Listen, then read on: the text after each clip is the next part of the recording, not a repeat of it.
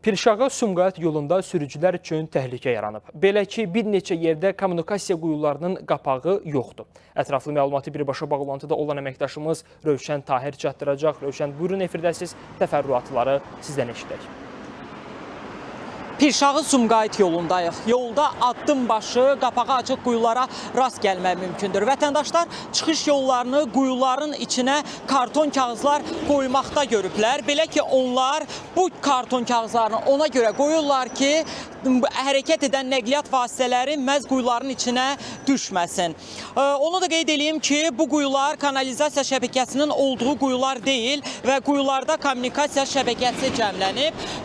Quyular Azərişıq Açıq Səhmdar Cəmiyyətinə yoxsa Aztelekom Məhdud Məsuliyyətli Cəmiyyətinə aiddir? Hansı qurumun balansındadır? Bu sualların cavabına ATV Xəbərin 20 buraxılışında aydınlıq gətirəcəyik və daha ətraflı məlumatı ilə sizin diqqətinizə 20 buraxılışında çatdıracağıq. Bizim bu saata verə biləcəyimiz məlumatlar bundan ibarət idi. Söz mərkəzdə, studiyadadır.